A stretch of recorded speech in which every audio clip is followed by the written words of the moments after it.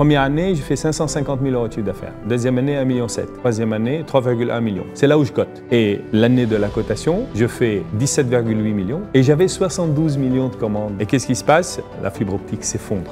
Il n'y a plus rien.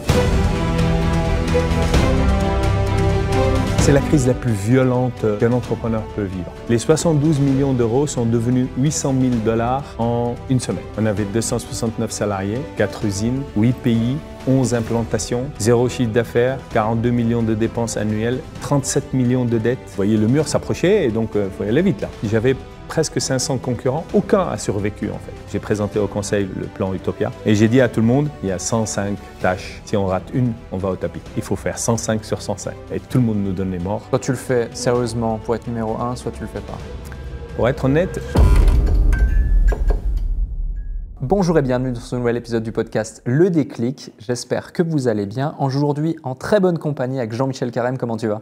très très bien. Et toi? Ça me fait super plaisir d'être là et je vais super bien parce que je suis super heureux d'être avec toi sur Le Déclic. Moi aussi. Rapidement, je vais te présenter un sacré parcours. On va le voir, il y a plein de choses à raconter. Fondateur de Memscap, pionnier des microsystèmes électromécaniques, les MEMS valorisés à 430 millions d'euros lors de son introduction en bourse en 2001, plus de 101 millions d'euros levés lors de l'IPO de Memscap, également sur Euronext Paris, l'une des plus importantes introductions en bourse de l'époque, créateur d'Ioma en 2010, pionnier de la cosmétique personnalisée, fondateur du groupe Yeva en 2017, fusion unique en technologie, beauté et environnement, détenteur de plus de 80 brevets et auteur de nombreuses publications scientifiques, récompensé par le Semicon Micro Nanosystem Innovation Award en 2009 et Deloitte Technology Fast 50 en 2001 et en 2002, président de l'association Leila, dédiée à la lutte contre les maladies rares également, et nouveau jury dans l'émission de Qui veut être mon associé, la nouvelle saison de Qui veut être mon associé, où là aussi, eh bien, tu as fait l'unanimité, tu n'es pas passé inaperçu, on en parlait tout à l'heure justement. Il y a énormément de choses à évoquer dans cet épisode, j'ai hâte. Mais avant ça, tu es devenu, par la force des choses, un expert en gestion de crise. Ouais. Avec effectivement une histoire que tu racontes, notamment dans l'émission indirectement.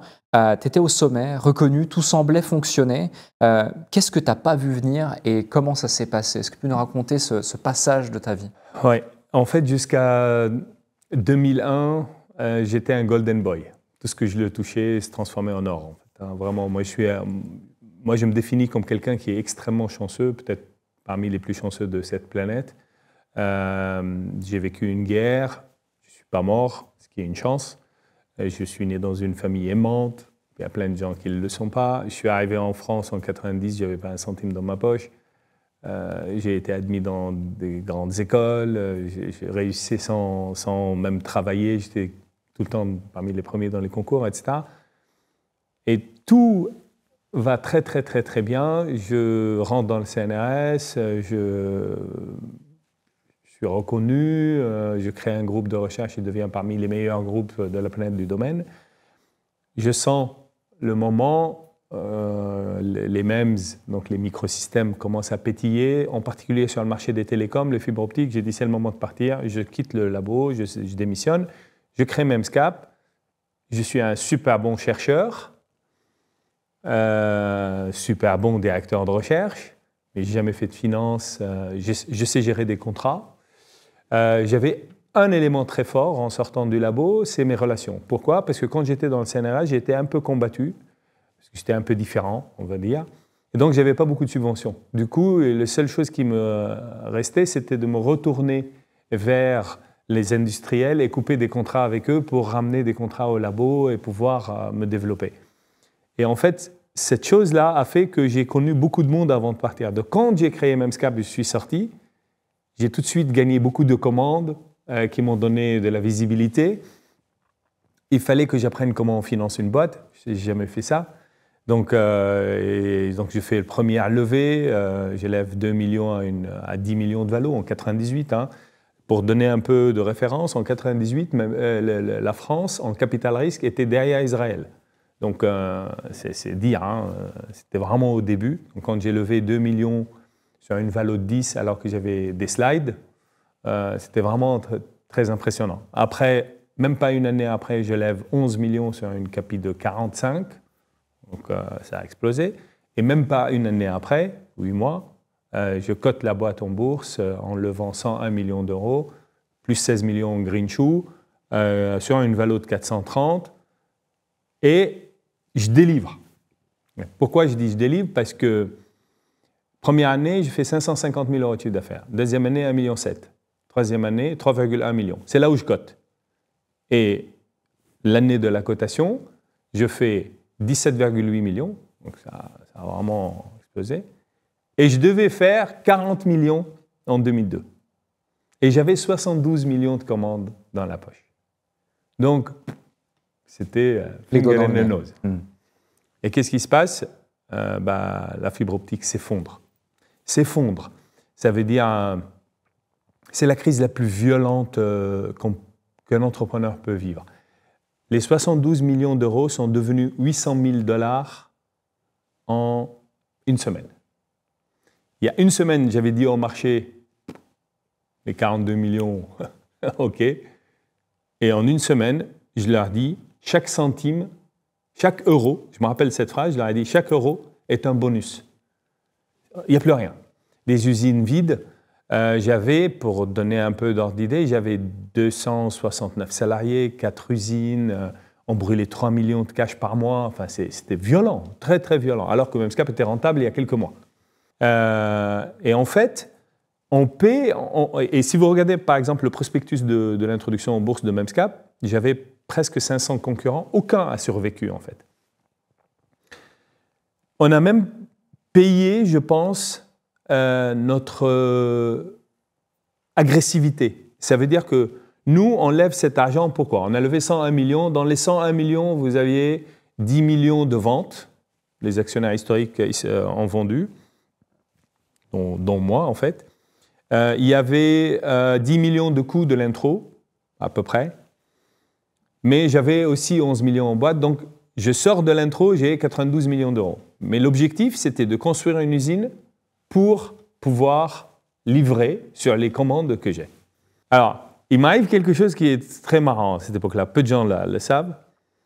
Il y a une boîte à Grenoble qui a une usine qui m'allait parfaitement, mais qui n'a pas de chiffre d'affaires. Mais rien. Hein. Mais moi, je m'en foutais, j'avais les commandes. Et l'usine était là, prête et tout. Moi, je vaux 430 millions. Donc, je leur fais une offre pour acheter cette boîte à 110 millions. Je ne sais pas si on se rend compte. Hein. 110 millions d'euros. Les mecs, ils refusent. J'ai dit, mais pourquoi? Ils disent, j'ai dit, vous avez un chiffre d'affaires, vous n'avez rien. J'achète l'usine, votre usine, elle coûte 20 millions. Mais pour aller très vite, elle est là, l'opportunité. Et moi, à l'époque, j'étais vraiment très agressif. Ils me disent, non, si Memscap vaut 430, nous, on vaut 270. Je dis, mais ça ne marche pas comme ça. Donc, à un certain moment, ils me disent, non, c'est ça ou rien. J'ai dit, OK, rien. Je vais construire mon usine. Donc, je construis mon usine. Ça me coûte à peu près 60 millions. Et vu que j'ai la pression du marché, j'ai la pression de mes clients, etc., mes clients me disent, et moi je leur dis, mais ça commence à se fissurer de partout là. Eux ils disent, non, nous on confirme toutes nos commandes, etc., on y va, là, on va tous les tuer parce que nous on a le vent en poupe et tout. Ah, super. On avait sur le terrain à Grenoble les lampes la nuit pour que les gens bossent la nuit. Je ne sais pas si on se rend compte en France de faire bosser des gens à construire des usines, etc. 24 heures sur 24. 24 sur 24. En 8 mois, du terrain, on avait un terrain, en 8 mois, on a construit un immeuble de bureaux de 3 étages, à peu près 6 000 m², plus l'usine collée à ça, l'usine équipée, non seulement faire l'usine, faire la salle blanche qui était classe 1, donc meilleure classe de MEMS à l'époque, avec des équipements livrés, installés, tout 8 mois. Il y a même un film là-dessus. Personne n'a fait ça, personne. En fait, et donc on était vraiment prêts pour attaquer. Et nos clients tombent. Un de mes clients américains, je l'appelais, le patron s'appelait Dana. Donc je l'appelais tout le temps parce que c'était un de mes plus gros clients. Et j'appelle un jour, il y a une autre voix qui répond. Je lui dis, je peux parler à Dana? Il me dit, non, Dana, il est à la maison. Ah. Et à qui ai-je l'honneur? Il me dit, moi, je suis le General Counsel, l'avocat de la boîte. J'ai dit OK. Il me dit Memscap, c'est super, ça tombe bien. J'ai votre contrat devant moi, allez à la page telle, votre chèque on arrête le contrat et votre chèque de 2 millions part. Je dis pardon? Il me dit oui, on arrête le contrat. Dana, il va y avoir dans 2 heures un communiqué. On a licencié 5000 personnes, toute la division communication optique, y compris Dana. Write-off de 5,2 milliards de dollars.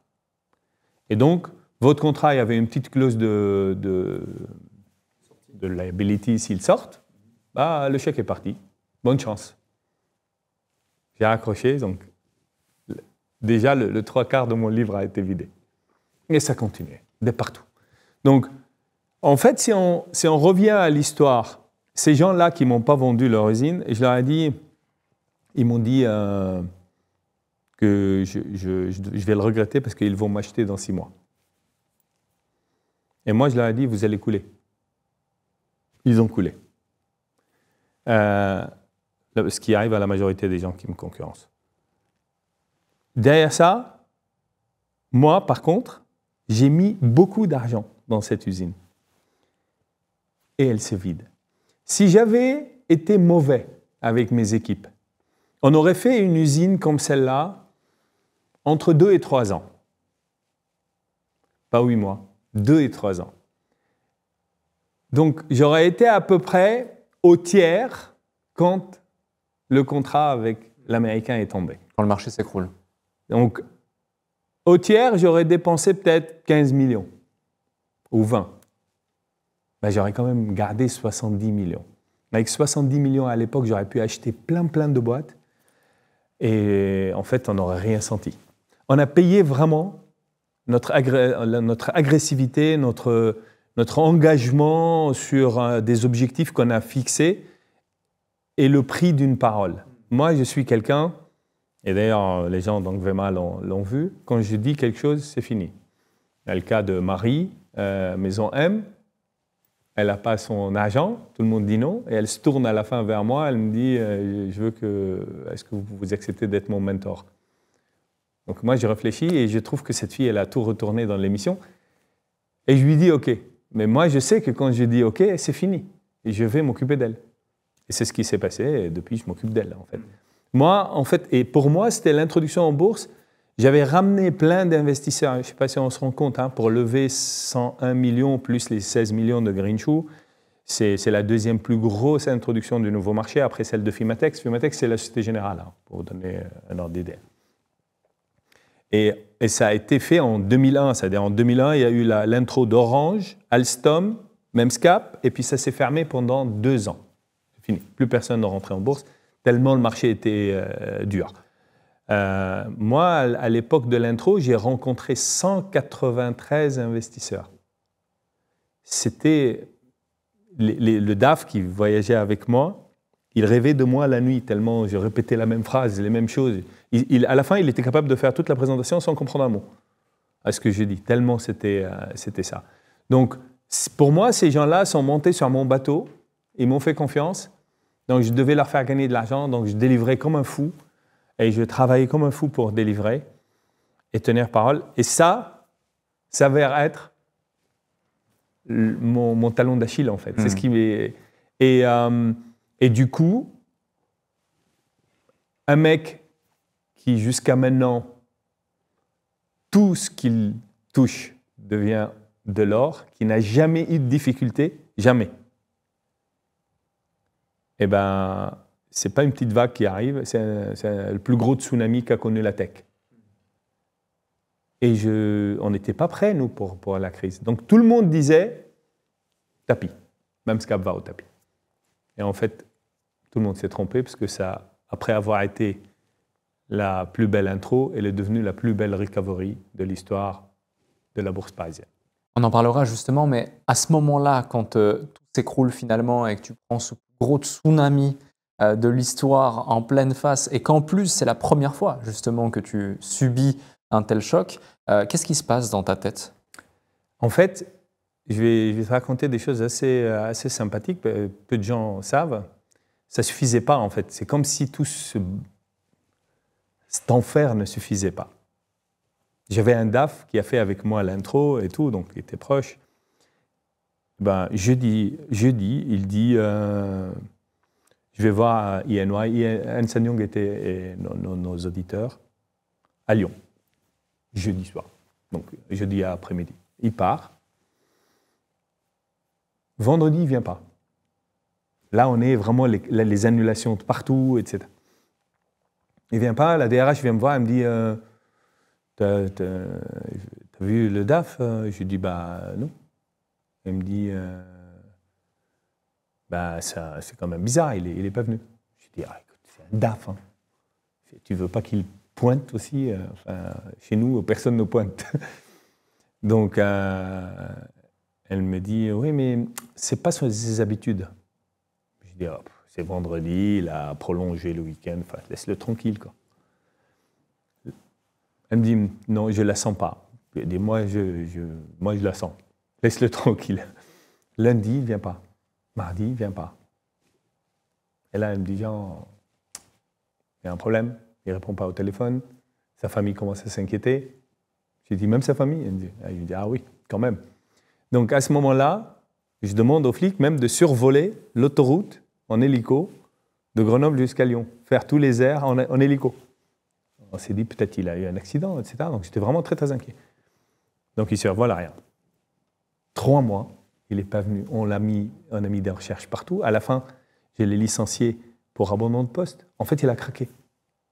Il a craqué complet. On l'a trouvé à la fin parce qu'il avait une voiture de fonction qu'on a trouvée au sud. Il avait quitté toute sa vie, tout, tellement la pression était violente. Et moi, je me dis, mais moi, je suis une société cotée en bourse. Le DAF, et il part. Donc la première chose, c'est que je devais être capable, s'il y a une question du marché, ils me disent, mais Jean, est-ce qu'il y a des malversations? Est-ce qu'il y a quelque chose? Donc du coup, j'ai tout de suite appelé Ernst & Young à nouveau. Le gars qui s'appelait Jean-Christophe à l'époque, j'ai dit, Jean-Christophe, écoute, tu audites la boîte. Il me dit, je viens de terminer. Et le trimestre vient de terminer. Tout va bien. Il dit, non. Tu vas l'auditer et moi je te dis, il y a un problème, trouve-le. C'est une autre angle d'audit. Alors, il travaille avec ses équipes, ils arrivent de partout.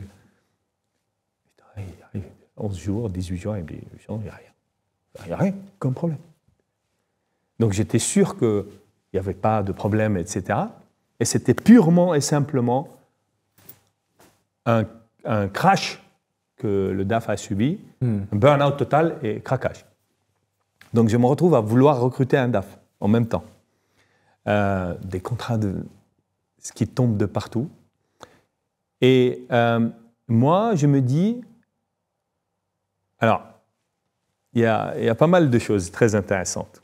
Très peu de fois, j'en ai parlé, mes équipes les savent, mais pas les autres. Moi, je suis un physicien. Je suis un PhD. Hein. Donc, et pour moi, tout est physique. Dans l'univers, il y a quelque chose dans la science qu'on appelle l'entropie. On l'apprend. En quelle classe? C'est S, en fait, delta de S. L'entropie, en fait, si on veut la définir pour tout le monde, c'est l'entropie d'un système, c'est tout système, c'est une grandeur physique qui fait que tout système va naturellement partir de l'ordre vers le désordre. Et tout l'univers est construit comme ça. Quand on met l'équilibre, l'entropie fait qu'on part vers... Et donc, moi, je considère que le monde, le chaos dans le monde, est une donnée qui est intégrée à son ADN, à l'ADN de l'univers. Donc moi, dans ce que je fais, j'ai créé une technique de management qui s'appelle le chaos management. Donc, en fait, je considère que le chaos va arriver, donc à la place qu'il arrive, je l'initie moi. J'initie le chaos, mais vu que c'est moi qui l'ai initié, je gère son amplitude. Comment ça, tu crées le chaos? Je crée le chaos dans mes organisations. Volontairement? Volontairement. J'appuie sur un point, et en fait, le chaos contrôlé permet de voir beaucoup de choses dans une organisation, et en particulier ses humains. Et les bons ne tombent pas. Ce qui tombe, c'est les pas bons. Et moi, à l'époque, j'étais vraiment dans le chaos management. Mais sauf que ce chaos, c'est pas moi qui l'ai provoqué.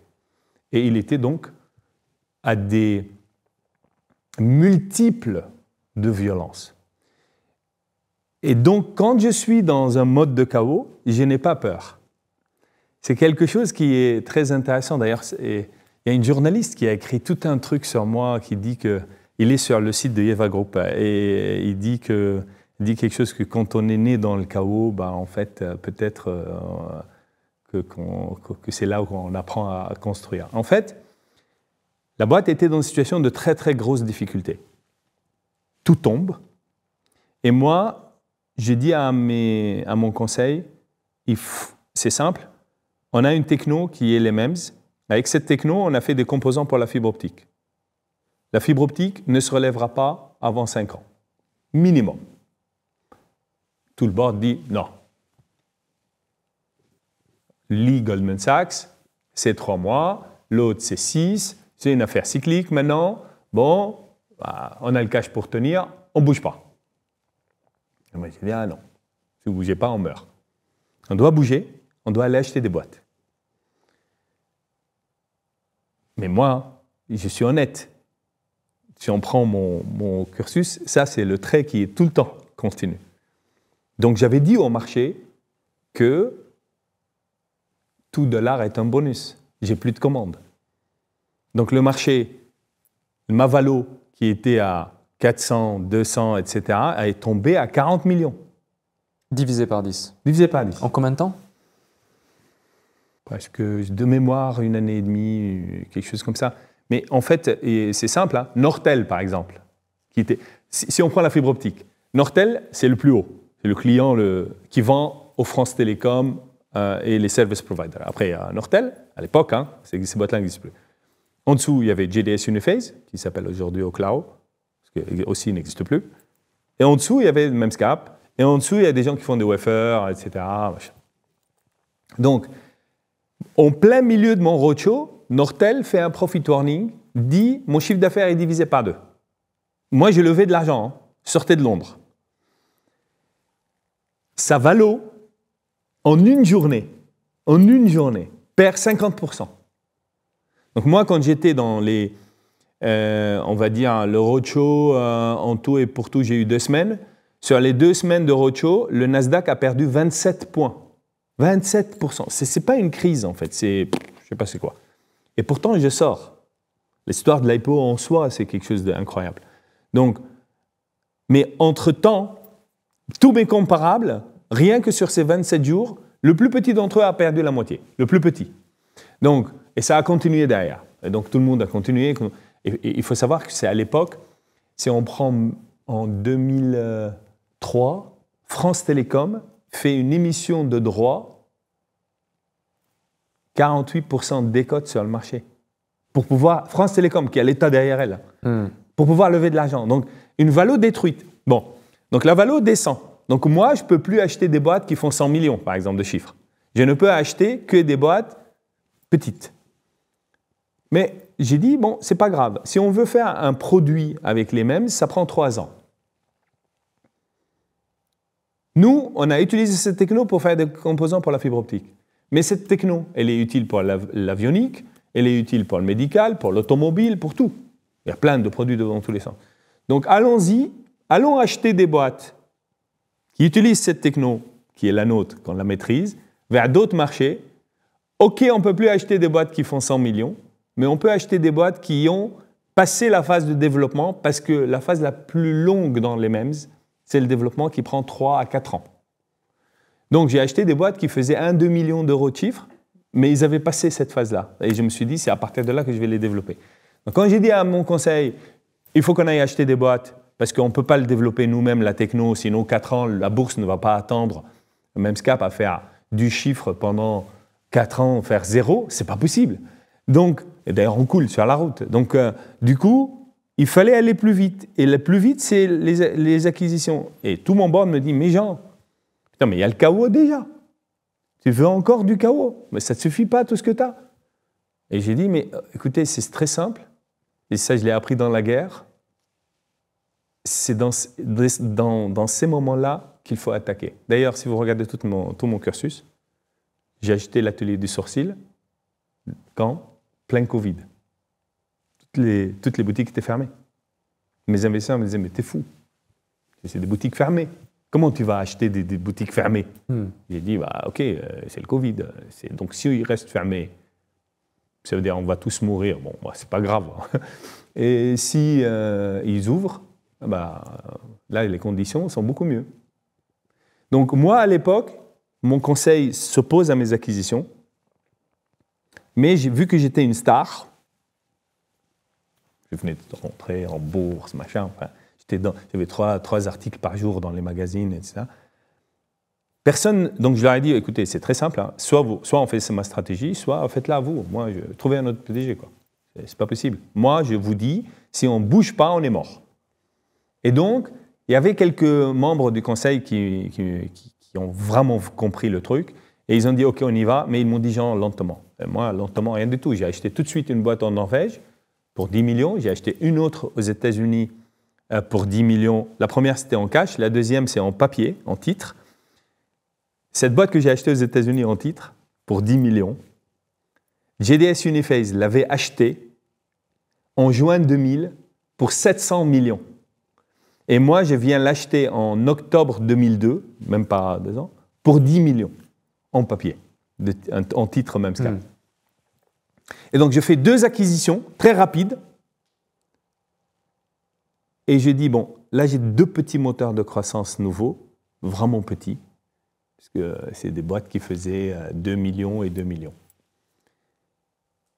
Et là, il va falloir faire le ménage dans tout ça. Et là, j'attaque 2003 avec le plan de code. Le code du plan s'appelait Utopia parce que c'était vraiment violent. Pour résumer la chose, on avait un plan qui dit on a 42 millions de coûts, il faut qu'on les redescende à 14 millions.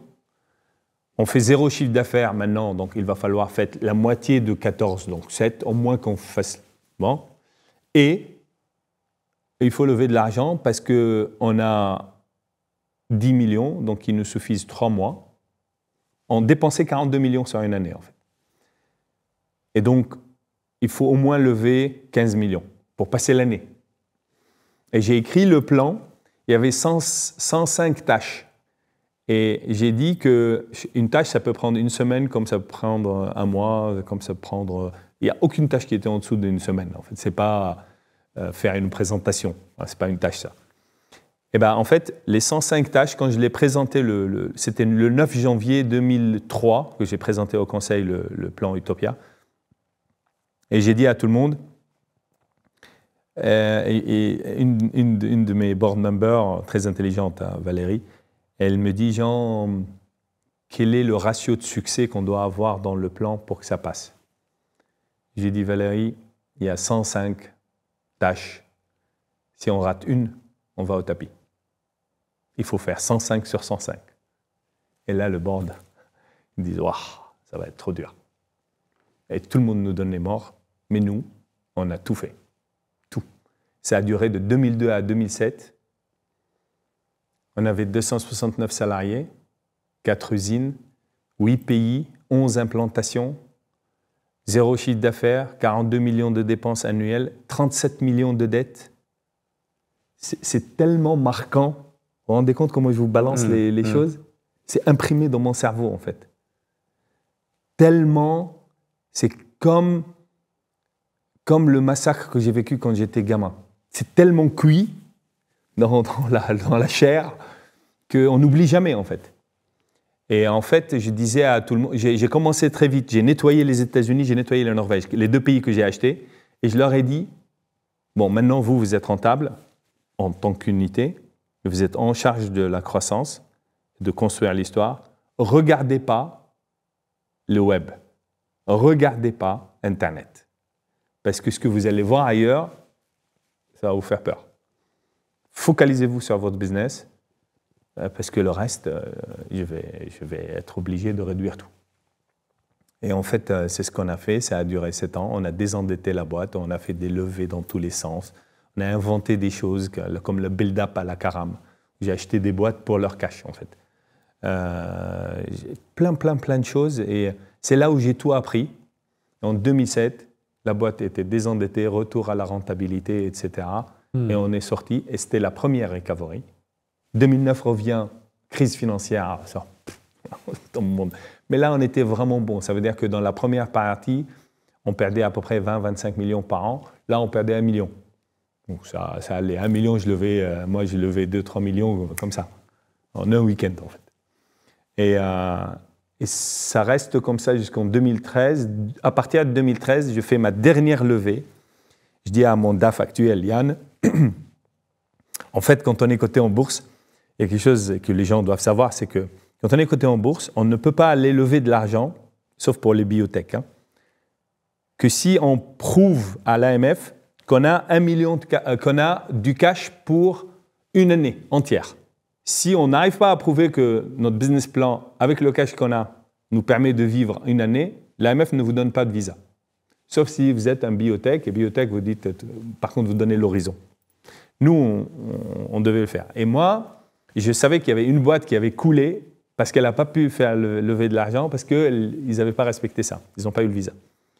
Et moi, j'avais dit à mon DAF, j'ai dit, Yann, écoute, tu places cet argent, qui nous suffit pour 1 an, sur un compte et tu ne touches pas. Et tu utilises le reste du cash. Quand tu arrives à ce niveau-là, tu viens me voir et tu me dis, Jean, il faut lever du pognon.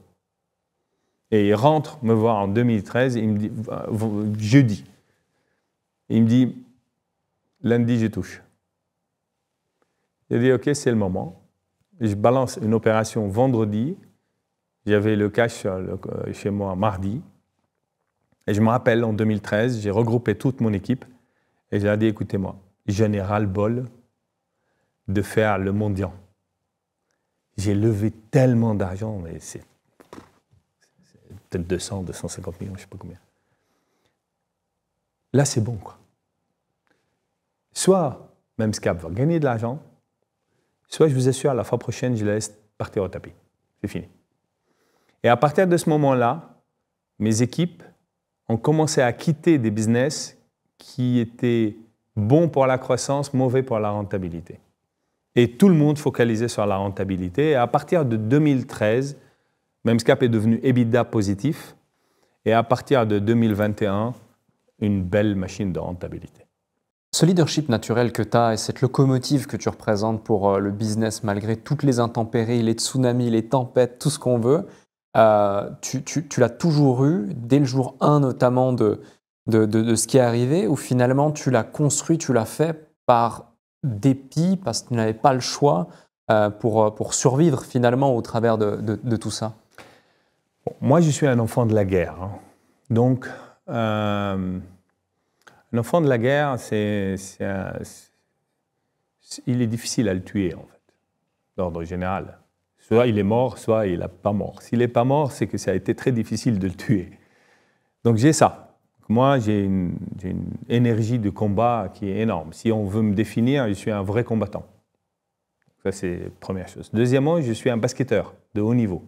J'étais dans l'équipe nationale, enfin, j'ai joué en pro. Quand je suis arrivé en France, c'est le basket qui m'a nourri au début. J'ai entraîné 3 équipes, j'ai joué moi-même. Donc, c'était... Et le basket... je suis un compétiteur. Je ne joue pas pour m'amuser. Donc, moi, je dis toujours, je descends sur un terrain de basket pour gagner. Le reste, ça ne m'amuse pas. Mais ça reste dans ma tête un jeu. Donc, si je perds, ce n'est pas très grave. Je ne vais pas me suicider, mais je descends avec l'objectif de gagner. Et ces 2 choses-là m'ont donné beaucoup d'éléments dans ce qu'on appelle le leadership, etc. Et il y a une autre chose, c'est que moi, j'ai toujours pensé que le numéro 2, c'est le premier des perdants. Donc, je voulais toujours être le numéro 1. C'est naturel, en fait, et je ne peux pas changer. Je vais me battre jusqu'à être le numéro 1. Et mais je suis un super fair play. À l'inverse de beaucoup de monde qui veulent être numéro 1, ils sont prêts à marcher sur tout le monde pour y arriver. Moi, non. Il y a une limite à tout. Pour moi, Je n'ai jamais poussé sur les autres pour monter. Jamais. En fait, la majorité de ma vie, c'est plutôt les autres qui m'ont poussé vers le haut. Et donc, c'est un autre style. Je suis très combatif.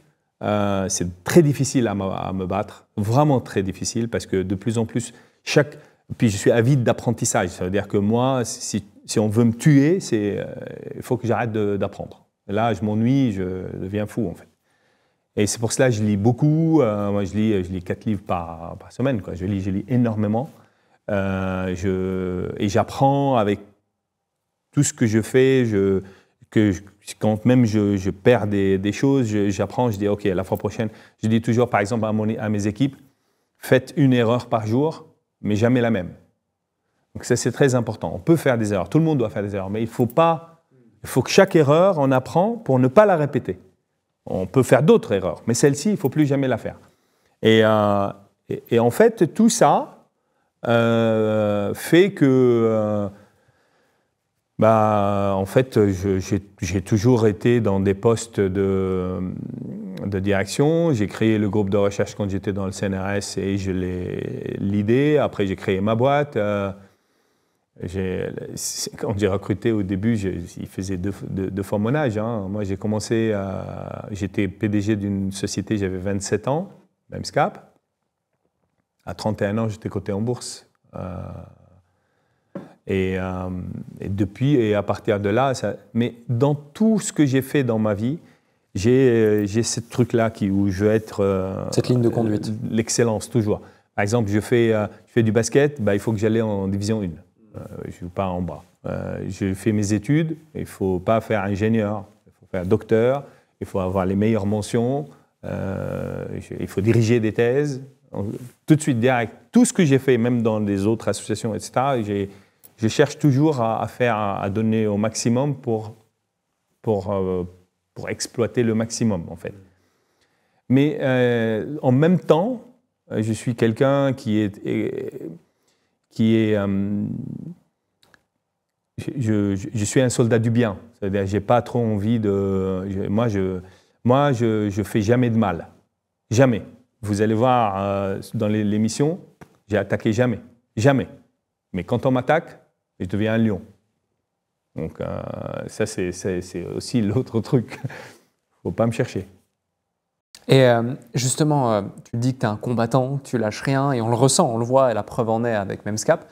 Est-ce qu'il y a un moment donné où tu as voulu arrêter, tu as voulu abandonner parce que c'était trop dur, parce que tu en avais marre, ou par exemple, lorsque tu as dit aux équipes en 2013, à partir de maintenant, je veux que l'entreprise soit rentable, il n'y aura pas d'autres levées, sinon je laisserai la boîte telle qu'elle est ici. Pourquoi cette décision? Est-ce que tu en avais marre? Est-ce que... Mon style de management, il a un défaut. Le défaut, c'est que toutes mes équipes, toutes, ils m'ont vu à travers de 98 jusqu'à 2013 faire des miracles. Des miracles. Ils disaient, en fait, j'arrivais, je disais, il y a 1% de chance. 1%. Et tout le monde sourit. Ils disent, quand il reste 1%, les gens vont réussir. C'est sûr. Et le problème, c'est qu'à un moment donné, on intègre cette donnée. On dit, peu importe ce qui arrive, il est là. Il disait, le grand va le sortir. Et je connais la phrase. Hein. Et à un moment donné, j'ai dit, il faut que tous ces gens-là changent de tête, quoi.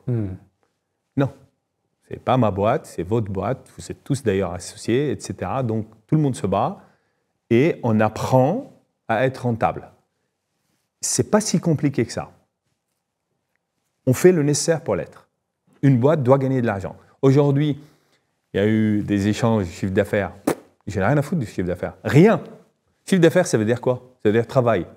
Pour vous dire la maturité d'un entrepreneur. Tout le monde, quand quelqu'un parle, il vous dit je fais 100 millions de chiffre d'affaires. Moi, je n'ai rien à foutre. Rien. 100 millions, ça veut dire que tu travailles comme un chien. 1 milliard, tu travailles comme 2 chiens. 1 million, tu travailles moins. Moi, ce qui compte pour moi, c'est combien tu en gagnes. Combien. Je préfère, et de loin, mais de loin, faire 15 millions et générer un free cash flow de 3 millions, 4 millions, que faire 1 milliard et gagner 1 million ou être à l'équilibre. Moi, je regarde en bas. Quand j'ai capitalisé Memscap 430 millions, quel était son chiffre d'affaires? 3,1 millions. Ça fait 138 fois le chiffre d'affaires. Que quelqu'un en Europe vient me dire, j'ai ramené une boîte en bourse avec 10% de cession, très importante cette phrase, parce que vous sortez à ce prix-là, 138 fois le chiffre d'affaires. Même Nvidia, il n'est pas ça. Donc, c'était vraiment violent. Moi, je pense que le chiffre d'affaires d'une boîte, au début, c'était important. J'ai mené tout le monde vers ça. Et en 2013, je me suis rendu compte que, je me rappelle de cette phrase, j'ai dit, si c'est pour perdre de l'argent, allez, on va aller sur la plage, on va manger des glaces et on va dépenser en fait. On perd de l'argent, mais au moins on s'amuse. Quel a été le déclic pour cette prise de conscience? Aller chercher de l'argent. Quand vous allez lever du pognon sur le marché, au début, c'est un challenge. Vous en levez. 2 à 10. Génial. Tout le monde... J'avais des slides. Je me rappelle que les mecs disaient... mais c'est quoi? Ils n'ont même pas de bureau, ils veulent 10 millions d'euros.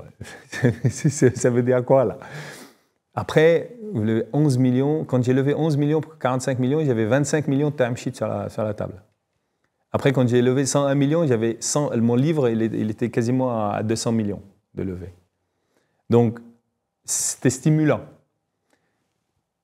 Vous levez de l'argent pour acheter des boîtes, c'est stimulant. Et quand vous levez de l'argent pour virer du monde et faire des restructurations et payer, là, c'est quasi mendiant. Hein. C'est-à-dire, on dit, moi je me rappelle très très bien quand je voulais lever de l'argent dans le code Utopia, au début j'ai dit, bon ok, j'ai commencé les réductions de coûts, j'ai réduit les coûts de 42 millions, pas à 14, je l'ai même descendu à 12,5. D'ailleurs, une des choses très importantes, parce que les entrepreneurs qui nous écoutent, quand vous êtes en mode de recovery, de chute là, et vous dites en train de couper vos coûts, si vous dites par exemple, là j'ai 42 millions comme coût, et je vais la ramener à 14, pourquoi vous dites 14? Parce que vous dites, entre-temps, mon chiffre d'affaires, il arrive à là, et l'année d'après, je le ramène à ici, etc. Vous faites vos hypothèses. Quand quelque chose est en chute, n'essayez jamais de le suivre. Tapez en dessous. Direct. Ne réfléchissez même pas. Hein. Allez chercher en dessous. Parce que le moment où vous êtes là, parce qu'il y a la notion de temps. Tout le monde oublie la notion de temps, en fait. Le moment du temps, les 14 ne suffiront plus. Et ça, c'est très peu de gens savent. Très, très, très peu. D'ailleurs, tous ceux qui... Seulement ceux qui l'ont fait et qui ont réussi savent qu'il faut venir taper en dessous. Et après, on remonte. Parce qu'à un instant donné, votre vue, elle est faussée. Elle est biaisée, le temps, vous êtes basé sur un temps aujourd'hui. Or, en fait, le temps va passer et avec le temps, les choses qui vont changer, les 14 millions, ça ne suffisait pas. Donc moi, j'ai ramené de 42 à 12 millions et j'ai fait 7,7 millions de chiffre cette année-là. Mais il fallait quand même lever les 15 millions. Et je vais sur le marché et je rencontre un des investisseurs qui m'aimait bien. Puis il me dit combien tu veux? Tu lèves combien? J'ai dit 15.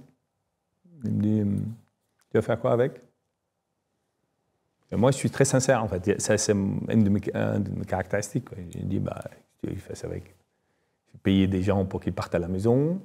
Voilà, je vais payer des dettes. Voilà. Un boulot de restructuration, quoi. Il me dit, au moins, tu es honnête. Bon, allez, je te les donne. Mais est-ce que tu as lu les Échos aujourd'hui? Je lui dis, non, je n'ai pas le temps pour les Échos. Il me dit, de toute manière, tu es fauché, tu n'as même pas de quoi l'acheter. Et il appelle son assistant, il lui dit, ramenez les Échos à Jean, cadeau. Et donc l'assistante, elle arrive, elle a les Échos, il la prend comme ça, puis il la met sur la table, puis il me dit, ça te parle? Et moi je regarde, c'est pour ça que je sais le truc de France Télécom, c'était écrit France Télécom, émission de droit, 47% de décote. Gros comme ça. J'ai dit, hein? Il me dit, j'ai dit, tu veux quoi? 47% de décote? T'es fou.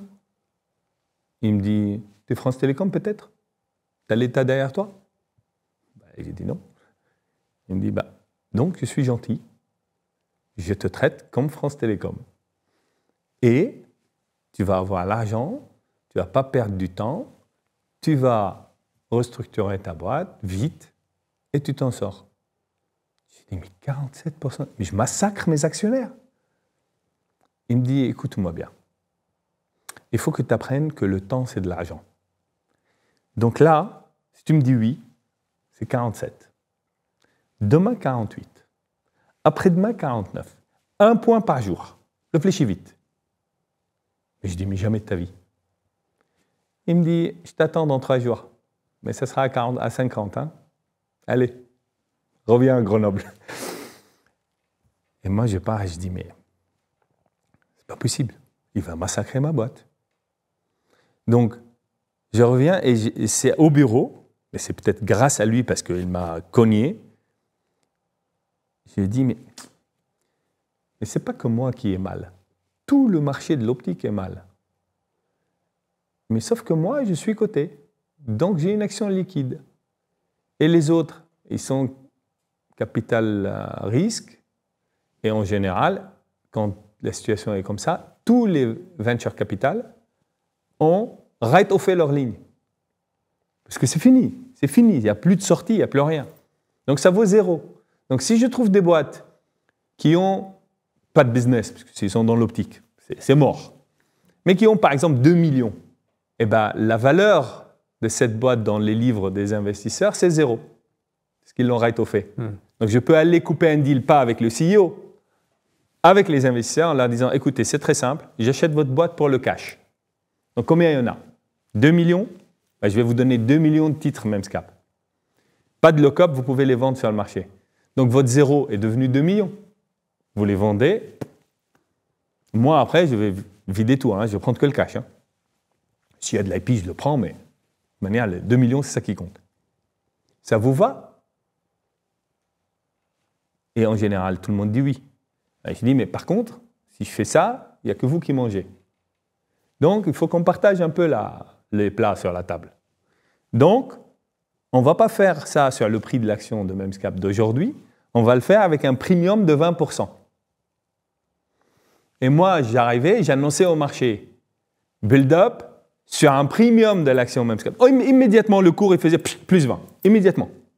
Donc déjà, je dilue, mais à plus 20, alors que lui, il voulait moins 50, 47%. Donc ça change la donne, en fait. Et à la place de lever 15 d'un bloc, j'ai découpé. Donc j'ai fait 8, 6 et 6. Et à chaque fois, l'action est montée. Donc j'ai dilué beaucoup moins.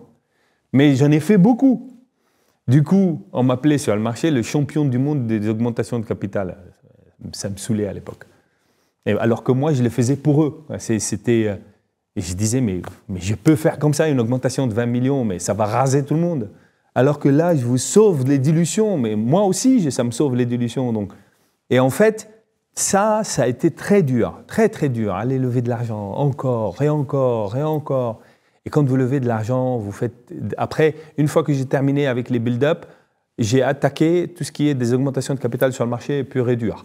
Mais là, vous ouvrez le livre le matin, vous dites à tout le monde, je fais une augmentation de capital et je fais une décote de 5%. Et s'il y en a un qui est énervé, il vous balance tout le cours. Et ben, le cours fait moins 15. Donc, c'est très stressant, très dur, très dur. Et du coup, j'avais plus envie de faire ça. Et j'ai dit à toutes mes équipes, c'est voilà, maintenant, il faut que vous deveniez grands, quoi. On doit prendre notre destin en main. Et moi, je leur ai dit, à partir d'aujourd'hui, nous devons, et c'est là où Memscap est devenu vraiment une vraie boîte, c'est que je leur ai dit, il faut que nous devenons indépendants du marché. Indépendants. Aujourd'hui, nous ne sommes pas dépendants, nous sommes sous perfusion. Tous les 2 minutes, s'il n'y a pas un qui arrive et qui nous met un sac, on meurt. Donc ça, c'est fini. À partir de maintenant, voilà, il n'y a plus de perfusion, vivez. Et mon équipe a changé entièrement. Ils ont dit, OK, ils sont tous devenus des gens. Avant, il y avait Jean, et il y avait les autres. À ce moment-là, ce jour-là, il y avait dans la salle 10 gens. Et c'est pour cela qu'on a gagné, en fait. Et au fond de moi, quand je leur ai dit ça, ils savaient que j'allais faire ce que j'ai dit. Parce qu'ils savent que je ne mens pas. Donc, mais moi, au fond de moi, je savais que j'allais faire ça, que je leverais plus d'argent. Je le savais. Mais aussi, je savais que j'allais réussir. Donc, je savais qu'on va mettre les choses en place pour qu'on devienne indépendant. Et c'est ce qui est arrivé. Et depuis 2013, Memscap n'a jamais levé de l'argent sur le marché. Et au contraire, même cette année, j'en ai acheté pour 500 000 € des actions sur le marché pour les annuler. Et toutes ces étapes que tu décris aujourd'hui spontanément et naturellement, avec des levées, là on le raconte comme une belle histoire, mais en réalité sur le terrain c'est du stress tous les jours, c'est la remise en question, c'est la réflexion. C'était écrit dans les 105 étapes justement d'Utopia et surtout comment tu as ce recul pour prendre de la hauteur, alors que c'est le chaos encore une fois, prendre de la hauteur sur ton business, décrire les 105 étapes qui ne sont pas des étapes anodines comme tu l'évoquais, chaque tâche prend une semaine à être accomplie, certaines jusqu'à 1 mois, donc c'est considérable la charge de travail qu'il y a aussi à avoir. Ça a pris 7 ans finalement pour pouvoir redresser, c'est très long, c'est 7 ans d'incertitude, c'est 7 ans où une seule étape mal exécutée peut remettre en question les 2, 3, 4, 5 dernières années derrière. Comment tu fais pour avoir à ce moment-là, est-ce que tu es seul, est-ce que tu es avec des associés, est-ce qu'il y a un conseil autour de toi pour mettre ça en place, pour avoir la lucidité de créer un tel plan? Alors, il y a des réponses qui peuvent être un peu orgueilleuses, hein, mais pendant la période, j'ai même chopé l'hépatite. Je n'ai pas su. En fait, simplement, je sais que j'ai eu l'hépatite parce qu'aujourd'hui, je suis immunisé contre l'hépatite. Et les médecins ils disent, mais non, voilà, regarde, hépatite, positif. Donc, toi, tu es immunisé contre l'hépatite maintenant. C'est pas possible que tu n'as pas senti l'hépatite. Et il me pose la question, quand est-ce que tu as eu l'hépatite? Mais je dis, jamais eu l'hépatite. C'est que c'est connu. Refaites un test. Et en fait, j'avais tellement de l'énergie. Mon cerveau était tellement concentré sur ce que je vais faire, et une combativité d'un aigle, en fait, que mon corps a eu un truc très dur, qui est l'hépatite, il n'a pas senti. Je ne sais pas si on se rend compte. Une recovery de 2002 à 2007, c'est long. C'est très long. Au début, tous les jours, je quittais mon building, je regardais comme ça et je dis « Oh, ça va pas couler aujourd'hui, c'est bien ». Et je souriais et je partais. Mais c'est dur parce que vous avez des huissiers qui arrivent, vous avez des gens qui vous devez de l'argent. Et moi, vous pouvez aller voir, demander aux banques. Moi, aujourd'hui, quand je demande des banques un prêt, ils ne prennent même pas de collatéral. Ils ne prennent pas de garantie. Parce que, dans la pire des moments, ils avaient 37 millions de dettes. J'ai payé tout. J'ai même payé l'indemnité de remboursement anticipé. Je ne l'ai même pas négocié. Pour une simple raison, c'est que moi, je suis quelqu'un qui respecte sa parole, donc respecte beaucoup sa signature. Et mon board me disait, mais Jean, petit coup de fil aux banques, machin, appelle un administrateur, il fait ça. C'était très dur à l'époque, donc il fallait le faire. Et moi, j'ai dit non, j'ai signé. Vous voulez faire ce genre de choses, ramenez quelqu'un d'autre. Moi, j'ai signé, je respecterai jusqu'au bout. Et à l'époque, un des investisseurs sur le marché qui est mort aujourd'hui, Michel, il m'appelait le Phénix. Parce que mes origines libanaises phéniciennes, et aussi parce que le Phénix ne meurt jamais. Il disait, il ne crèvera l'increvable. Je ne sais pas si un jour il va décoller, mais en tout cas, personne ne le tuera. Il disait tout le temps ça. Et ce type, il m'a sauvé dans une augmentation de capital. Une augmentation de capital, Michel, j'étais en train de lever 5,2 millions. J'ai levé 5,2 en janvier et 6 en décembre. Et j'annonce que je lève, un actionnaire suisse balance sur le marché tout ce qu'il a. Donc l'action, elle fait moins 15 d'entrée, à 5 minutes après l'ouverture. C'est mort. Et je le vois, le premier. Il m'aimait beaucoup, lui. Et Michel me dit, OK. T'as combien dans le livre? J'ai dit, t'es le premier que je rencontre, mais à peu près, ça doit aller, mais bon, là, il a fait moins 15, ça va être compliqué. Mais bon, t'inquiète pas, je vais me battre. Il me dit, je vais t'aider. J'achète sur le marché, je vais acheter sur le marché pour 1 million, et je mets 1 million dans le livre. Il a tout fait, ce mec, pour qu'à la clôture, on a clôturé à 0. 0. On était moins 15 le matin. Et il a mis le million, moi j'ai levé facilement le truc, et j'ai bouclé le truc, et du coup,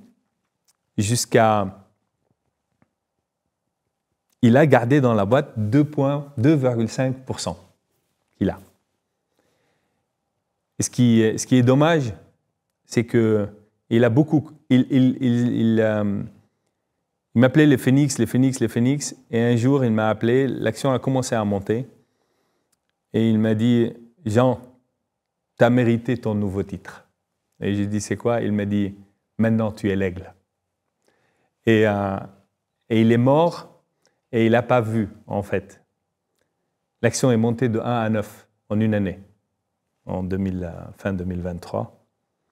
Et il n'a pas vu ça. Mais ses héritiers l'ont vu, et je suis heureux pour eux. Et d'ailleurs, c'est pour cela que, en fait, l'aigle, elle a eu toute une histoire sur le marché maintenant, ce qu'ils disent, mais parce qu'il est gravé ici, l'aigle, chez moi. Et quand on va sur Entrepreneur en vol, c'est le symbole, en fait, de mon émission là. Et en fait, oui, c'est très très dur. C'est des périodes, mais un bon combattant, quand il est en mode de guerre, on lui tire dessus. C'est ça la guerre. Pas que vous tirez. Tout le monde tire sur tout le monde. Et le bon, c'est quelqu'un qui garde son sang-froid avec les balles qui sifflent de partout et les bombes qui tombent, décide d'un plan, l'exécute sous les balles et réussit à s'en sortir de sa situation. Donc, un entrepreneur, un vrai, doit être un vrai combattant, comprendre que quand c'est dur, c'est dur, qu'il est l'homme qui doit énergiser tout le monde, pas seulement lui-même, son équipe, tout le monde, et qui doit exécuter son plan sous les balles. Sinon, il mourra.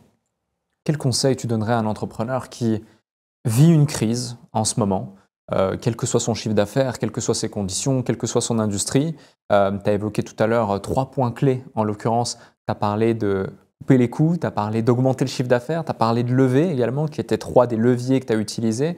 Est-ce que tu as quelques conseils supplémentaires, les premiers réflexes qu'un entrepreneur pourrait avoir lorsqu'il fait face à une crise? Alors, la première chose que je souhaite dire à tous les entrepreneurs, quelle que soit la situation, c'est quelque chose qu'ils ont appris, mais il faut vraiment qu'ils ne l'oublient pas du tout, c'est que le cash, c'est la chose la plus importante. Une boîte qui n'a pas de cash meurt. Donc, quand on fait des PNL, des comptes d'exploitation, etc., dans le business innovant, on capitalise la R&D, donc on peut sortir même des PNL rentables. N'oubliez pas que toute présentation financière est une représentation financière. Il y a une seule chose qui compte, c'est est-ce que vous gagnez du cash ou pas. Et si vous n'en avez pas, c'est un problème. Ne vous mettez jamais dans la situation où vous en avez besoin de cash. Quand il y a du cash à prendre, vous le prenez. Il y a beaucoup d'erreurs chez les entrepreneurs qui débutent. C'est, il dit, je ne veux pas me diluer, allez, je prends 200 à la place de 1 million et je vais m'en sortir. Premièrement, shit's always happen. Premièrement, aucun business plan qui se fait. Je n'en connais pas. Cisco, leur business plan, c'est moins 50 au début. Donc tous tes plans, toutes tes projections, bah, tu ne vas pas les faire, donc tu vas rater. Tu vas rater, donc tu vas taper beaucoup moins. Et quand tu demandes du cash et tu en as vraiment besoin, il va te coûter très cher, si tu arrives. Si tu arrives, c'est déjà pas mal, mais si tu arrives, il va être beaucoup plus cher que quand tu n'en as pas. Donc, là, j'ai pas mal d'entrepreneurs que j'entoure aujourd'hui, parce que je suis rentré chez eux. Ce que je leur dis, prenez le cash. Arrêtez de faire des plans et des machins. Les 2% que tu as peur aujourd'hui de perdre en dilution, demain, tu peux prendre 20% pour ces deux. Et tu seras heureux d'avoir les 20% de dilution quand tu es dans la merde. Donc, cash, cash, cash, cash. Votre DAF vous dit, PNL, machin, on a capitalisé la R&D et tout, et finalement, notre cash est descendu de temps. Tu n'es pas rentable. Rentable, ça veut dire que la cash monte. Donc, il faut faire hyper attention.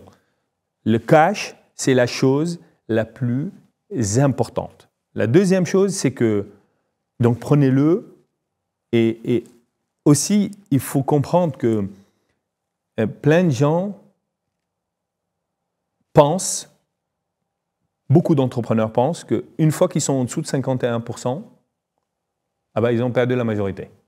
Donc, ils sont devenus virables. Donc, ils ont perdu le contrôle. C'est ridicule. Je n'ai jamais gardé 50% de ma boîte. Memscap, aujourd'hui, j'ai 9%. D'ailleurs, s'ils peuvent me remplacer par quelqu'un qui fait mieux que moi je ramène le café le matin. Donc, tous les matins, je viens lui faire le café. Il faut qu'il fasse... Donc, c'est quoi? Ça veut dire que notre position, notre contrôle, il est par notre compétence, pas par les pourcentages qu'on a. Parce que le pourcentage qu'on a, si tous les autres disent bah, c'est un con, il a 51% et on se barre, bah, il t'arrive à rien faire. Donc, ce n'est pas du contrôle, ça. Le contrôle, c'est la compétence. Et vaut mieux avoir 10% d'un océan que 100% d'une piscine. Donc, c'est très simple. La dilution, si on veut des moonshots, si on veut faire des choses grosses, alors évidemment, si on a un modèle de bootstrap, etc., modèle bootstrap, je garde 100%, je fais machin tout petit et j'attends mon opportunité, ma fenêtre, qui peut-être n'arrivera jamais. Mais moi, je ne suis pas un bootstrapper. Je déteste ça, ça me rend dingue. Moi, je suis un moonshotter. Moonshotter, tu as besoin d'argent, beaucoup d'argent. Tu vas perdre le contrôle, certainement, parce que, c'est sûr, tu vas lever tellement de pognon, donc voilà. Et donc, n'aie pas peur de ça. Pour moi, c'est pas un point. C'est vraiment pas un point. Si tu es compétent, personne ne peut te débouger ou te déloger, etc. La deuxième chose, c'est donc cash, cash, cash. Quand on est en période de crise, ce que j'ai dit, c'est couper plus bas que ce que vous pensez, parce que le facteur temps est très important. Le temps, c'est votre ennemi, numéro un. À tous les entrepreneurs, qu'ils soient dans la crise ou pas, vous vous battez contre le temps, tous les jours. Le meilleur, c'est celui qui fait en une unité de temps le maximum de choses. C'est ça le meilleur. Donc, si vous créez une boîte, vous êtes innovant, vous êtes en train de développer. Si dans un mois, vous avez avancé votre roadmap de développement de ça, ou si vous l'avez augmenté de ça, bah celui qui a avancé plus, c'est mieux, parce qu'à la fin du mois, vous allez payer les salaires, vous allez payer les charges, vous allez machin, etc. Donc le temps va vous apprendre très vite la nécessité, le sens de l'urgence. En crise, ces choses-là sont décuplées. Parce que le sens des urgences, là, vous voyez le mur s'approcher, et donc il faut y aller vite, là. Donc, il faut beaucoup d'énergie, il faut exécuter, il faut avoir un plan, mettre un plan conservateur, pas un plan... Le plan optimiste, c'est le plan que vous vendez. Quand vous levez de l'argent, etc., il faut être un peu optimiste. Un entrepreneur, s'il n'est pas optimiste, c'est une catastrophe. Mais derrière, vous, dans votre bureau, quand vous fermez les portes, ne croyez pas vos bêtises. Ça veut dire que vous n'allez pas mentir aux investisseurs. Vous allez dire aux investisseurs ce que vous voyez aujourd'hui, mais vous êtes défini en tant qu'entrepreneur comme un être optimiste. Et sinon, vous n'êtes pas fait pour l'entreprise. Donc, vous devez être optimiste. Mais aussi, soyez raisonnable quand vous êtes en crise, je parle. Les merdes vont arriver et donc votre plan optimiste risque de ne pas avoir lieu, donc backupez. Bétonnez, Si vous devez lever 1 million, levez 2. Si vous voulez couper 10 mecs, coupez 12, etc., etc. Ah. Il faut aussi savoir une chose, hein, c'est que c'est dur Moi, je me rappelle vraiment, parce que quand je parle comme ça, couper, etc., les gens vont croire que c'est super facile. En fait, la chose la plus dure, c'est licencier quelqu'un. Je me rappelle la première fois que j'ai licencié quelqu'un, j'ai mis 3 jours à pas dormir, en fait. 3 nuits. Parce qu'à chaque fois que je fermais les yeux, je le voyais rentrer chez lui. J'avais cette image, je ne sais pas d'où est-ce qu'elle est sortie, je le voyais rentrer.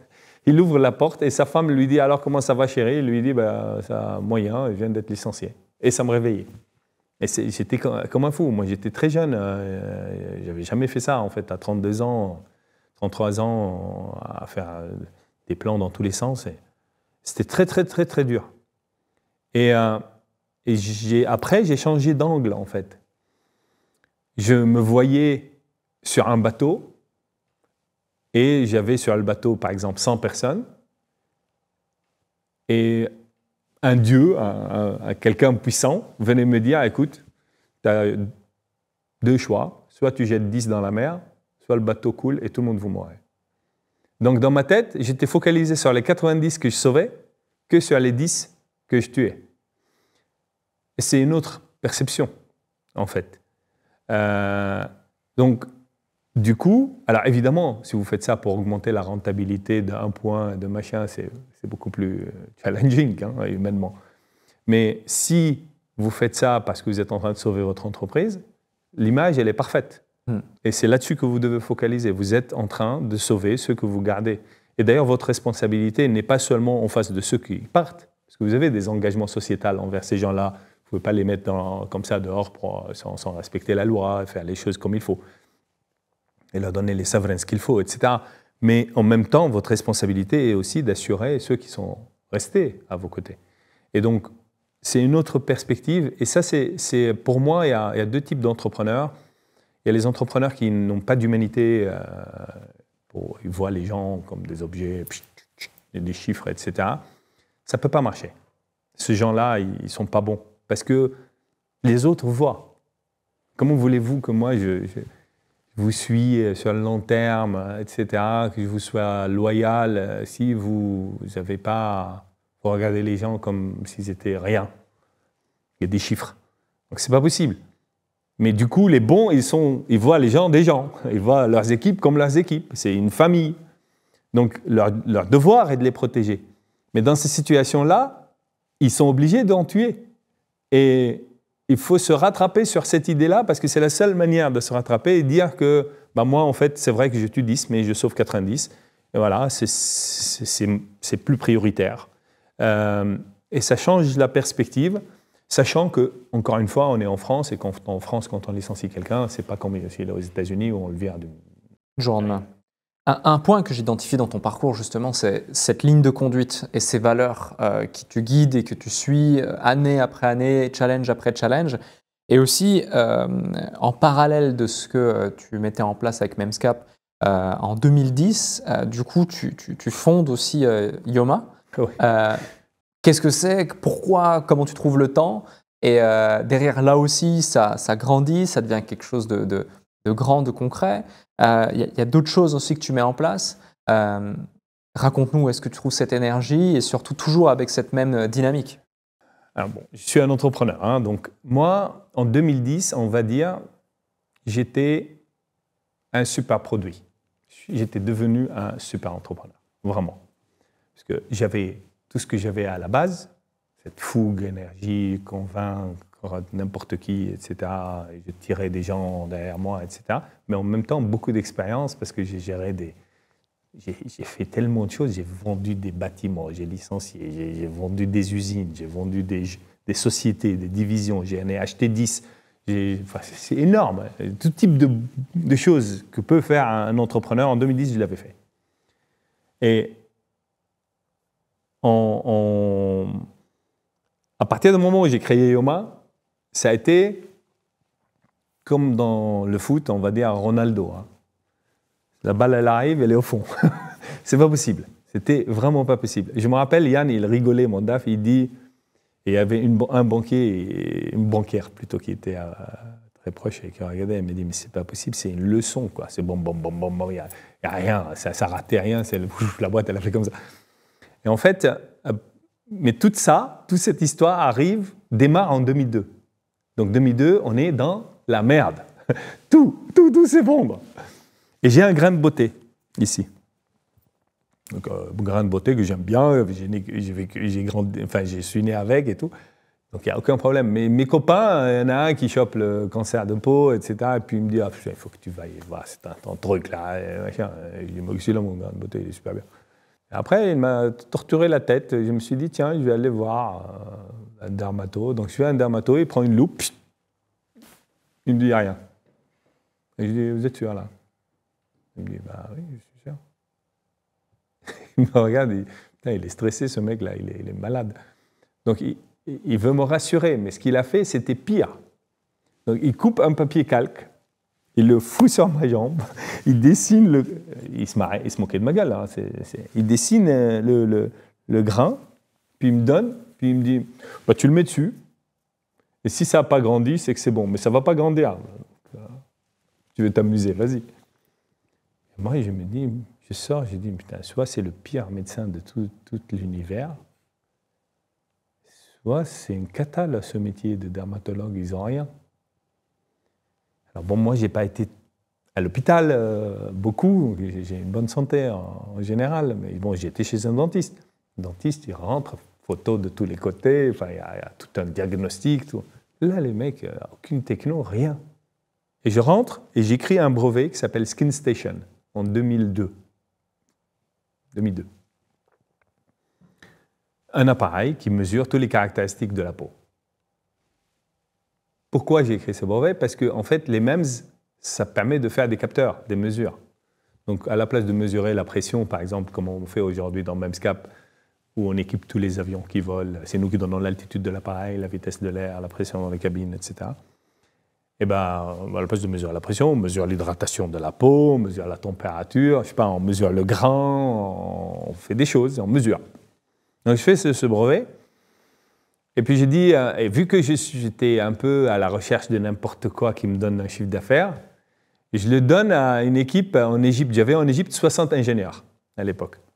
60 ingénieurs. Alors je ne suis pas égyptien, hein, donc, mais c'était l'Égypte parce que c'était l'Égypte, il y avait une opportunité. Je connaissais le Premier ministre là-bas, il m'a donné dans le temps une tax-free zone. Donc j'ai monté une équipe de 60 ingénieurs, mais qui me coûtait comme 5 mecs en France. Vraiment. Donc je me suis dit, Jean, bon, tu es en train de faire des choses qui sortent complètement de ton domaine. Alors si tu veux jouer, joue pas cher. Donc on va aller chez les Égyptiens. J'envoie le truc à l'Égypte. J'ai dit, voilà, ouais, ce brevet, vous me faites un prototype, suivez le truc. 6 mois après, juin 2002, ils arrivent avec un prototype, un lance-missile, quoi. Un prototype égyptien. Il était moche, ce truc, c'était affreux. Mais il fonctionnait. Il mesurait les choses, il y avait des sons dans tous les sens, c'était vraiment affreux. On dirait un octopus. Et ils étaient à côté mais ils étaient stressés, parce que bon, ils viennent chez le PDG, ils lui montrent l'appareil, donc ils étaient comme ça, les mecs. Donc, ils prennent une salle juste à côté de mon bureau, puis ils commencent à tester pour savoir que ça ne va pas... Parce qu'en général, il y a l'effet machin, où quand on a envie que ça ne marche plus. Hein. Et il y a un journaliste du Dauphiné Libéré qui passe par là, Olivier Pantier, il s'appelle. Il est à la retraite maintenant. Et Olivier, il avait ras-le-bol d'écrire des articles sur moi, parce qu'en fait, il venait pour écrire sur MEMSCAP. MEMSCAP, ses produits, c'était tellement compliqué à expliquer, à l'époque, de l'optique. Un atténuateur optique variable, va expliquer ça à un mec qui lit le Dauphiné Libéré, ben, c'est pas possible. Donc il voulait écrire là-dessus, il sortait, il écrivait l'article sur moi, encore et encore. Et là, il passe, il s'arrête, il dit, mais vous faites quoi là avec ce machin là? Ah ben, on mesure la peau. Quoi? Vous mesurez la peau? Mais c'est génial, montrez-moi. Montrez-moi. Et ils lui font un test, et eux, ils étaient contents, ils avaient un cobaye. Mais ils ne savaient pas que c'était un journaliste. Alors il dit à mon assistante, dis à Jean que c'est bon, j'ai eu ce qu'il voulait, et part. Et 3 jours après, mon téléphone sonnait dans tous les sens. Dans tous les sens. Tous les gros du monde de la beauté m'ont appelé, tous. Et le premier, il me dit, on est intéressé par votre appareil. Moi, à l'époque, je n'avais pas une minute à perdre. Mon assistante, elle me dit, un grand groupe français en ligne. J'ai dit, mais ils ne vendent pas de shampoing. Il s'est trompé, le mec. Je ne le connais pas, moi. Je dis, non, il insiste. Il dit qu'il y en a un appareil. Et moi, j'avais interdit à quiconque de parler de cet appareil parce que j'avais peur que la bourse sache de ça et qu'après, on me demande des objectifs dessus. Moi, je ne comprends rien sur ce marché. C'était vraiment... c'est pas possible, quoi. Je dis, quoi? Donc, je lui parle, il me dit, on est intéressé par votre appareil. Je lui dis, mais quel appareil? Il me dit, bah, il est dans le Dauphiné, celui de Dauphiné-Libéré. Je lui dis, mais vous habitez à Paris? Vous lisez le Dauphiné-Libéré? Il me dit, bah, non, mais on a l'Argus de la presse. À l'époque, il y avait les mots-clés, là, les machins. C'était pas comme aujourd'hui, on avait tout qui sort digitalement.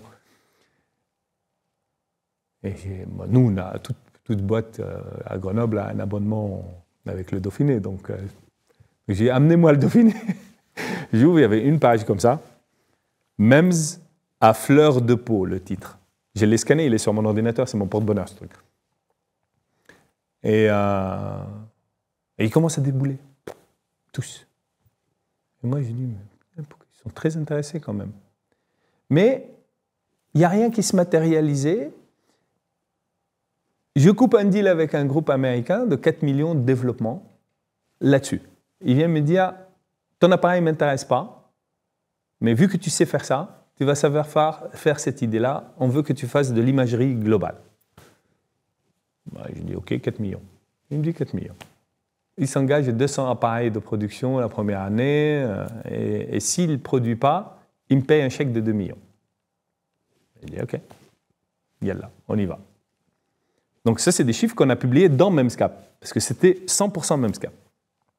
Mais moi, quand ça commence à être sérieux comme ça, j'ai dit, bon, on ne va pas garder ça en Égypte, on va faire un bel appareil. Je monte toute une petite équipe tout de suite en France. J'ai la structure, j'ai dit, ça s'appellera Intuiskin dans Memscap, et vous me faites les choses dedans. Et puis ça part, etc. On livre à ce industriel. Et à mes équipes, j'ai dit, sur notre appareil, on ne vend plus aux cosmétiques, on va vendre qu'à des dermatos, aux labos de recherche, à des objectivations, parce que si un jour on fait quelque chose dans la beauté, il ne faut pas qu'ils disent que c'est un gadget. Il faut vraiment devenir la référence de métrologie de la peau. Et c'est ce qu'on a fait. Et donc, cet Américain, bon, on fait le contrat, je développe, il prend le machin. Quand on arrive à la production, le patron de la division quitte cette société et va chez Unilever, comme le premier CTO d'Unilever. Donc, interdiction de me parler. 18 mois, non-compete. Bon, l'année se termine et je leur envoie une facture, 2 millions. Ils n'ont pas pris les 200 bécanes. Ils venaient de publier leurs chiffres. Et leurs chiffres cette année-là, c'est un géant. Leurs chiffres cette année-là, c'était vraiment pas bon. Donc les 2 millions, c'était important par rapport au bottom line. Il m'appelle tout de suite, il me dit, Jean, bah non, c'est pas possible. Il dit, ah bah si, c'est possible parce que c'est dans le contrat. Il me dit, Jean, mais on peut pas, on est coté, on a publié nos chiffres. Et j'ai dit, je suis coté et j'ai publié mes chiffres. Donc les 2 millions, Memscap va les avoir, hein, c'est moi qui vous le dis. Hein. Donc ils me disent, tu dois venir. Je pars aux États-Unis. Ils me disent, il faut trouver une solution, on ne peut pas. J'ai dit, ok, j'ai une idée, j'ai réfléchi dans l'avion.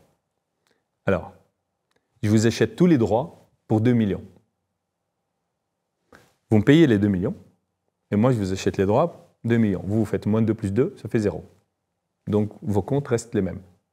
Moi, j'ai fait plus 2, parce que je vous ai vendu, et là j'ai acheté une licence que je vais déprécier sur une période. Donc tout va bien. Et j'aurai tous les droits de cet appareil. Il me dit, donne le papier. Tac, et je suis rentré. Et donc, à partir de là, j'ai commencé à vouloir comprendre ce marché et j'ai rencontré une femme qui s'appelait Vera Stroubi, qui était la présidente de Thierry Mugler chez Clarins, qui est venue me voir pour cet appareil et qui est devenue mon amie et qui me disait, Jean, tu as de l'or entre les mains, c'est un truc machin, il faut que tu fasses ta propre marque, etc. Et moi, je lui dis, bah, jamais, Vera, je fais cette marque. Crème. J'ai fait un PhD pour vendre des crèmes, mais ça ne va pas la tête. Elle me dit, Jean, quand même, c'est très innovant ce que tu as. Et en fait, Elle quitte le groupe Clarins en 2007 pour aller à la retraite et je lui ai dit viens dans mon board. Viens dans mon board, ça fait depuis 2002 que nous on joue avec les bécanes, on n'arrive pas à faire du chiffre pour Memscap, ça ne gagne pas d'argent. C'est un modèle de naze parce que tu vends un appareil et si tu vends 100 cette année, l'année prochaine il faut vendre 200. C'est très difficile, ce n'est pas récurrent. Et j'avais dans ma tête le modèle de l'imprimante jet d'encre. Aujourd'hui, on achète une imprimante $50, mais on achète beaucoup d'encre. Les $50, ça ne paye même pas les cartons et le plastique de l'imprimante, sauf qu'on vend beaucoup d'encre. Et je connais ça, pourquoi? Parce que dans la cartouche d'encre, il y a 8 MEMS, en fait. Donc c'est un business que je connais très bien. Et je me disais, bon, moi j'ai la techno, je peux mesurer la peau, il faut quand même que j'arrive à avoir du consommable. Donc je me suis dit, l'idéal, c'est que l'appareil me permet de vendre des produits cosmétiques. Et à l'époque, je regardais des boîtes biomédicales et la personnalisation était l'angle d'attaque de la R&D en médical. Et je me suis dit, ah tiens, pourquoi ils font de la personnalisation? Efficacité de la fondation, fondation de l'efficacité. Donc c'est plus que du luxe, c'est de l'efficacité de la fondation. Je me suis dit, ah ça c'est pas mal. Donc si je mets des appareils dans les points de vente, ils mesurent, et je recommande des crèmes personnalisées, elles seront plus efficaces. Je garde les résultats et après, je mesure avant, après, et je montre aux gens que moi, je fais des effets, pas comme certains, où c'est de l'hyperbole. J'avais une idée. Je savais que j'avais une idée. Et je raconte l'histoire à Vera, elle me dit, top, top. Le problème, c'est qu'il fallait lever beaucoup de pognon. Et je le savais qu'il fallait lever beaucoup de pognon, et que Memscap allait lever du pognon en 2010 pour des crèmes. Les mecs me tapaient là, c'est sûr, ils me tapaient. Ils me donnaient de l'argent, ils me disaient ferme la porte, on va te casser la gueule. Des crèmes, ça ne va pas. Donc je me suis dit, bon, allez, c'est dommage, je vais la vendre. J'essaye la vente pour ramener à Memscap le truc, j'arrive pas. À un moment, j'ai dit au conseil, ok, je vais le faire moi. Je sors la boîte. Donc je l'achète. J'achète la techno, je ramène un investisseur avec qui j'ai beaucoup de confiance et qui est mon partenaire d'aujourd'hui tout le temps, qui s'appelle le Crédit Mutuel Equity. Alain était à l'époque à la tête, avec Émilie qui travaillait pour lui. Émilie aujourd'hui est la présidente. Donc, et je lui dis, écoute, tu dois me faire confiance. Parce qu'on va créer une boîte vide. Tu dois mettre l'argent dedans et je peux me barrer avec. Hein. Et moi, je mets et on achète la techno de Memscap. On va donner à Memscap 15% de la boîte et on va lui donner des redevances sur les ventes de la marque Yoma. Et on crée en fait quoi? On crée Yoma, l'inverse de à moi, et on décide d'avoir un appareil dans tous les points de vente. On mesure les caractéristiques de la peau gratuitement, des diagnostics gratuits. Ça recommande le produit personnalisé et en fonction de ça, la personne part avec un produit Yoma. Le problème, c'est que je ne savais pas faire des produits. Donc, avant de faire ça, j'achète un laboratoire dermoceutique, 4,2 millions, pour apprendre à faire des crèmes. Et je leur ai dit, oubliez tous vos trucs, vous me faites Yoma. Donc, on fait Yoma. Je sors la boîte, j'achète les trucs de Memscap, je la développe 2 ans et je la vends à un éleveur. 10 fois son chiffre d'affaires. 2 ans, en 2 ans. Plus the earn-out, donc je la vends en 2012. On se met d'accord avec un éleveur qu'on n'annonce rien au marché avant 2013. Ils avaient 80%, et les 20% en 2015. En 2015, je vends mes titres et je vais me barrer. Un éleveur me dit, non, tu ne pars pas. Tu pars pas, tu continues. J'ai dit, ah non, moi je ne reste pas pour un salaire. Bon, j'ai acheté mes titres, salut les gars. Il me dit, on te redonne tous tes titres et on va en 2019. On les achète de toi à nouveau en 2019. J'ai dit, ah oui, mais là, il faut mes équipes aussi. Il me dit, ah, t'es un fou, toi. Non, toi, oui, tes équipes, non. J'ai dit, bah non. On a négocié de 2015 à 2016. Ils ont accepté, finalement, parce que j'ai accepté de donner une partie de chez moi à mes équipes et je lui ai dit, tu complètes. Et c'est ce qu'il a fait. Et la deuxième condition, c'était que je crée Eva. Parce que dans ma tête, il y avait une autre idée. Je voulais faire le Netflix de la beauté et j'étais omnibulé par ça. Il me dit, fais. Donc à ce moment-là, je dirige 3 boîtes. Hein. Memscap, Yoma chez eux et Yeva qui vient de sortir. Donc Yeva, j'appelle le Crédit Mutuel, ils remettent 2 millions, je mets 1 million et on repart. R&D sur les bijoux connectés cette fois-ci, mais les bijoux connectés. J'ai dit à tout, en fait, tout le monde pense que Yeva c'était les bijoux connectés. Ça me fait rire en fait, parce que moi dans mes plans, je ne dis jamais mes plans en fait. À chaque fois que j'avance, je leur dis les plans. Donc j'ai dit à tout le monde, on va faire un bijou connecté qui mesure tout le stress environnemental autour de vous. Pourquoi ? Parce qu'en fait, quand on fait les diagnostics avec Yoma, je sais ce que vous avez aujourd'hui, votre peau, je connais toutes les caractéristiques de votre peau. Mais le problème, c'est que vous allez, vous appliquez, vous mettez au soleil, vous fumez, vous ne dormez pas. Enfin, je ne connais pas comment est votre lifestyle. Et nous, on avait fait des tests sur des jumelles et on a démontré que le capital génétique dans l'évolution de la physiologie ne compte pour moins de 50%. Le stress environnemental et le lifestyle comptent pour 50% et plus. On a pris des jumelles, donc ils ont le même capital génétique, et on regardait à 65 ans. Une jumelle qui a bien vécu, on va dire, et une autre qui a vécu bien. Elle a vécu bien, elle avait 15 ans de moins de perception d'âge par rapport à sa sœur. Donc, l'impact de lifestyle, c'est hyper important. Donc moi, je me suis dit, c'est super, je vais pouvoir mesurer tout le stress environnemental. Et moi, je sais faire. La mesure, c'est quelque chose que je maîtrise. Donc, on va faire un bijou, on va faire une montre connectée qui mesure tout le stress environnemental. Et on va vendre ça, le bijou au début. C'est ce que j'ai annoncé. De 2016 à 2019, ils le développent.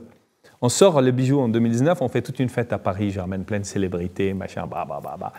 Et on vend 1 million d'euros de bijoux entre la Fnac, Darty, Marionneau. Enfin, j'ai vendu dans beaucoup de boutiques.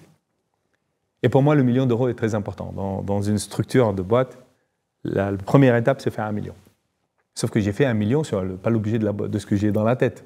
Tout le monde pense que je vais vendre des bijoux, etc. D'ailleurs, dans votre introduction, vous avez dit ça. Tout le monde jusqu'à maintenant. Mais moi, en fait, je voyais Yeva Group arriver. Et Yeva Group, c'est le Netflix de la beauté. C'est le numéro 1 de toute la beauté personnalisée. Donc, en 2019, j'ai fait le show. 2019, je termine l'année, je viens de faire 1 million d'euros sur Yeva. Unilever, il a dit, 2019, je pars. Ils me repayent mes actions, à moi, à mes équipes. Et là, ils me disent, non, Jean, tu ne peux pas nous quitter, c'est le Covid. C'est pas sympa, quoi. J'ai dit, bon, oui, c'est vrai, ça ne se fait pas.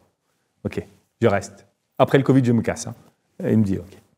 Donc, du coup, moi, l'atelier du sourcil, je l'achète. Le boudoir de regard, je l'achète. Je construis Yeva Group. Yeva Group, c'est quoi? C'est le premier acteur de la beauté personnalisée aujourd'hui avec des marques, des expériences et des services de beauté personnalisée activés par la data et la techno. C'est ça la définition. Et dedans, mon plan principal, c'est MyYeva, qui est mon abonnement beauté personnalisé, mon abonnement beauté bien-être personnalisé, où je veux créer dans mes abonnés la première communauté bleue au monde. C'est ça que je veux. Parce que c'est ce qui m'omnibule aujourd'hui, c'est la vieillesse. Moi, je ne veux pas vieillir. Hein. Donc, ce que je veux, c'est... En fait, quand je dis je veux être beau jusqu'à la mort, beau, c'est un mot entre guillemets. Hein, c'est pas, je veux être bien jusqu'à la mort, si on veut. Et ce que j'ai fait, c'est ça. Tout mon cerveau est là-dedans maintenant. Et du coup, j'ai acheté toutes ces choses-là. Un élève me dit, mais ne pars pas comme ça. On a vu Yeva Group. Putain, t'as fait un gros truc là. Est-ce qu'on ne peut pas faire partie? J'ai dit, non. Là, je suis avec mes copains financiers, là, le Crédit Mutuel. Il me dit, mais tu viens de rentrer Seb. Je dis, oui, mais Seb, c'est différent. Ils ne sont pas vraiment comme vous. Et donc, ils me disent, et peut-on discuter sur Yoma, etc. Et moi, je dis, ça c'est bon ça. Je rachète tout de vous pour 10% du capital. Et c'est ce qui s'est passé. Donc, je reprends tout ce que j'ai vendu à un éleveur, plus des choses que je mets dans Yeva Group et je crée Yeva Group. Et en fait, si on regarde tout ça, on peut dire que ce type est fou, en fait, il part sur la techno, puis après il se met dans la beauté, il révolutionne la beauté, parce que c'est moi qui ai ramené. Aujourd'hui, la tendance de la personnalisation dans la beauté, c'est le numéro 1 de toutes les tendances. Aucune boîte n'a pas une initiative dans la personnalisation. Et c'est moi qui ai déployé la Beauty Tech. J'ai déployé des appareils de diagnostic par milliers, avec Ioma et tout. Mais en réalité, si on regarde, je suis quelqu'un qui vit et qui est chanceux. Je considère que la chance il y a deux chances. Il y a une chance innée. Il y a des gens qui sont chanceux. Ils ont des choses. Je ne sais pas pourquoi. Et puis il y a une chance cumulative qui vient se cumuler à fur et à mesure que vous performez, à fur et à mesure que vous provoquez les opportunités. Pour reprendre l'exemple du foot, Ronaldo, s'il se met au milieu du terrain, il a beau être le meilleur joueur du monde, il ne va pas marquer beaucoup de buts. Donc son travail, c'est d'être dans une position toujours favorable devant le but pour que si la balle arrive, vu son expérience, il la fout au fond. Alors, si la balle n'arrive pas, il ne le fera pas. Donc cette balle qui arrive, c'est peut-être la chance innée. Après, lui qui bouge dans tous les sens, et c'est les opportunités qu'il provoque par sa chance. Pour que celui qui va lui donner la balle lui donne dans des conditions parfaites, etc. Et à son expérience, où une fois qu'elle est devant lui, elle va aller directement au fond. Et c'est ce qui se passe en fait avec moi. Ça veut dire que moi, je vais essayer de provoquer ma chance un maximum. Je suis très avide d'apprentissage, avide. Par exemple, je donne un exemple qui peut vous intéresser, c'est Gvema, l'émission. J'allais y venir justement parce que ça fait plus de 25 ans que tu es entrepreneur, tu l'es encore aujourd'hui, tu le seras encore demain. Et aujourd'hui, dans l'émission, tu es surtout aussi perçu comme investisseur. Et c'est un point de vue complètement différent. Qu'est-ce qui t'a poussé à être sur l'émission? Quels sont les apprentissages que tu en tires? Alors, en fait, honnêtement, sur la saison 4, en préparation de la saison 4, il y avait une directrice de communication qui s'appelle Gaëlle, qui est une ancienne de M6, de TF1, etc. Et qui me dit, Jean, cette émission est faite pour toi. Je te connais très, très, très bien. Vraiment, il faut que tu fasses cette émission. Et en fait, pour être honnête, je ne l'avais jamais vue. Sauf une fois, pendant 10 secondes.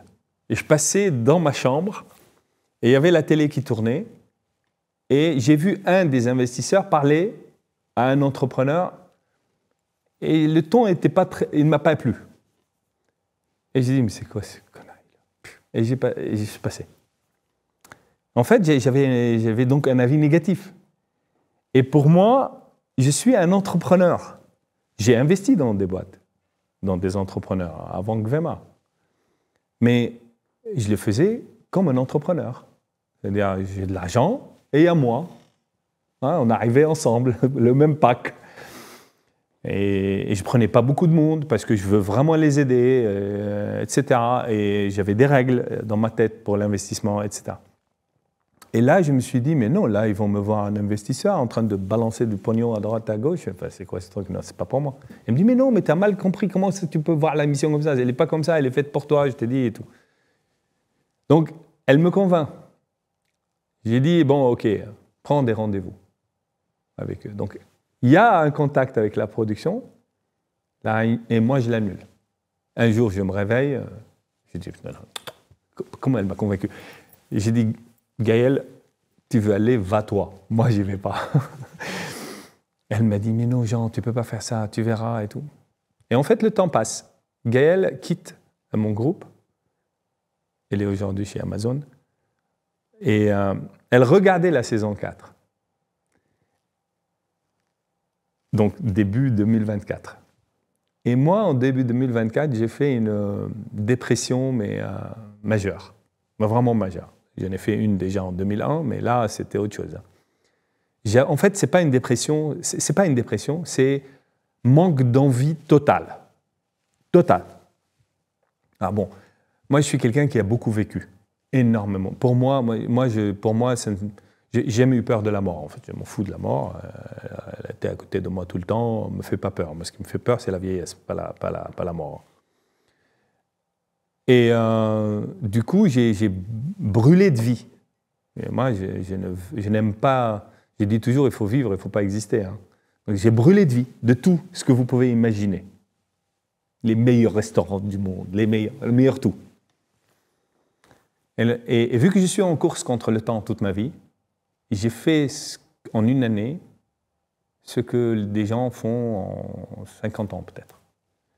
Je peux être assis avec vous comme ça, là, et j'ai envie de manger un truc, même si je dois prendre un avion et aller, et machin, pour 2 heures de nourriture revenir, je vais le faire.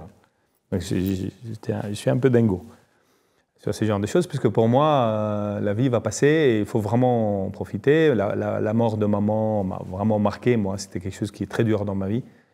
Et c'est une course contre le temps que j'ai perdu avec elle. Et pour moi, je ne veux plus perdre des courses avec lui. Donc j'étais vraiment... Et du coup, quand vous vivez si vite, si fort, où votre chair a brûlé de vie et de plaisir, etc. sur Terre, bah en fait, ce qui m'est arrivé, c'est d'un coup, il y a des déceptions qui arrivent dans la vie, et les déceptions, c'est une petite goutte. Malheureusement, les déceptions sont toujours humaines. Et parce que je dis toujours, la loyauté, c'est une maladie du chien non transmissible à l'homme. Hein. Et du coup, eh ben, ça m'a fait un coup, et je perdais l'envie totale. Les gens ils me disaient, genre, putain, génial, l'action de Memscap fait plus 900%. Tu es le numéro 1 sur le podium de la progression des actions sur 2023, c'est génial. Oh, putain, c'est vraiment, t'es fort et tout. Et moi, ça me faisait même pas un peu de plaisir, rien. Et j'avais peur, toute ma famille avait peur en fait. Et parce que même, je disais à mes enfants, s'il m'arrive quelque chose, ne vous inquiétez pas, j'ai beaucoup vécu, donc je suis heureux. Et à ce moment-là, SMS de Gaël, qui est devant l'émission et qui me dit « Mais Jean, regarde, tu dois être dedans, je ne comprends même pas que tu n'as pas voulu. S'il te plaît, laisse-moi relancer. Regarde Jean, je ne travaille pas pour toi maintenant, donc si je te le dis, c'est sincère. » Et moi, j'étais tellement déprimé que je lui ai écrit « OK ». C'est tout. Elle écrit tout de suite à Jérémy, à la prod, qui prend un mois à lui répondre. Et donc, après un mois, elle me dit « Jérémy veut te voir, on fait le petit-déj, Hoxton, l'hôtel. » J'ai dit « C'est qui Jérémy ?» Elle me dit « Ah non, tu ne vas pas me la faire 2 fois. Hein. » J'ai dit « Non, d'accord, ok. Oui, putain, j'ai oublié. Et ok, on y va. » Donc, je rencontre ce type et il m'a impressionné par son écoute. Vraiment, c'est un des types qui m'a le plus impressionné dans ma carrière sur sa capacité d'écoute. Et il me dit « Mais pourquoi... T'as vu l'émission ?» Parce que moi, je lui dis mes peurs.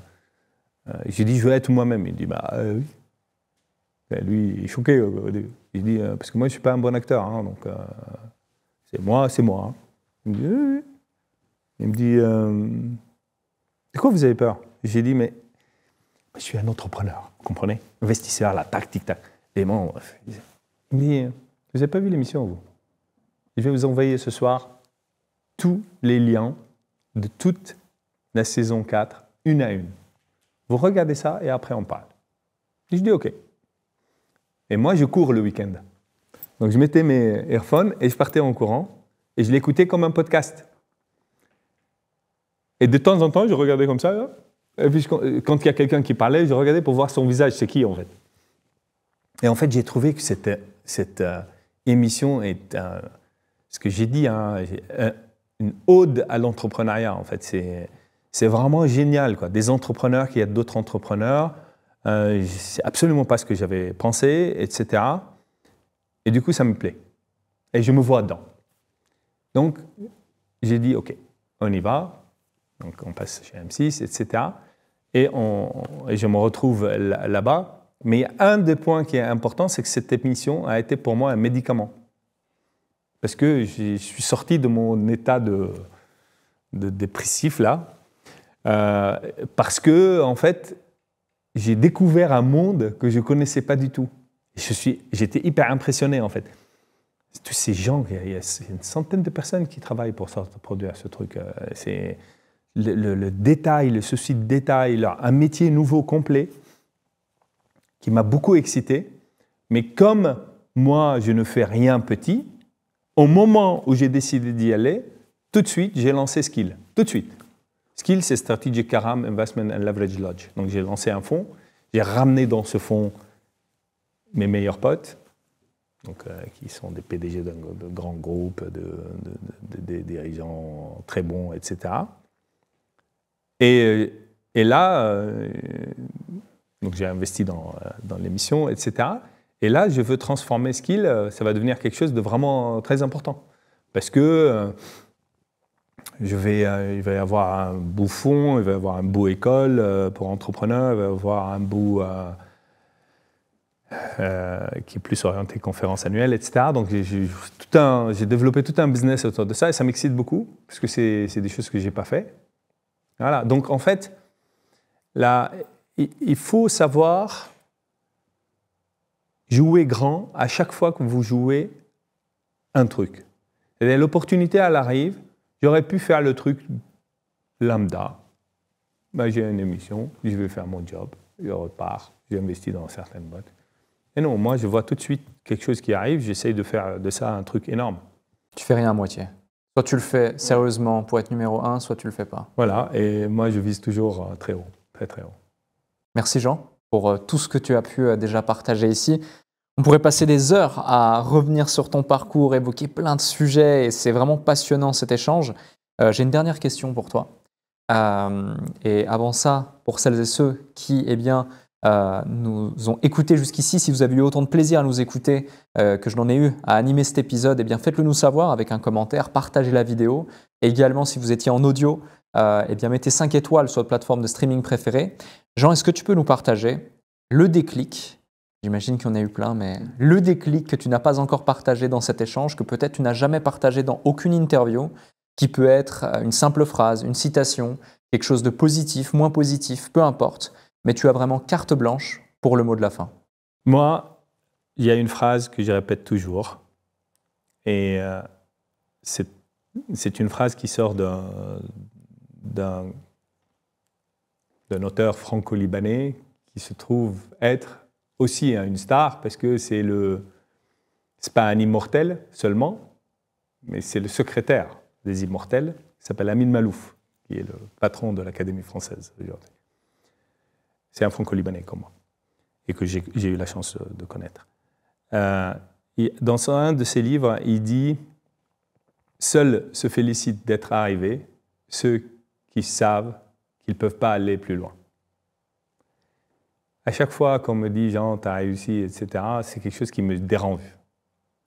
Parce que c'est comme si quelqu'un est en train de me dire « Bon, voilà, tu es arrivé ». Or, moi, je sais que ce que j'ai fait, c'est rien du tout. Et je cherche beaucoup plus grand que ce que j'ai fait. Et j'espère que chaque entrepreneur garde ça en tête. Peu importe ce qu'on a réalisé, quand on est animé par l'esprit de l'entreprise, on veut changer le monde, on veut créer des grandes choses, etc. Il ne faut pas trop se féliciter soi-même et se gangréner dans des phrases de félicitations, etc. Et continuer à avancer. Et ça, c'est quelque chose qui a guidé ma vie. Avec une autre chose, mais celle-ci, elle est beaucoup plus intime parce qu'elle vient de ma mère. Maman m'a toujours dit, et c'est peut-être ça qui va expliquer à beaucoup de gens mon comportement, donc qui veut être mon associé même. Elle m'a toujours dit, ne cours pas derrière l'argent parce qu'il court plus vite que toi. Cours à faire des grandes choses, l'argent est une conséquence. Et c'est vraiment vrai. Voilà. Merci Jean. Merci.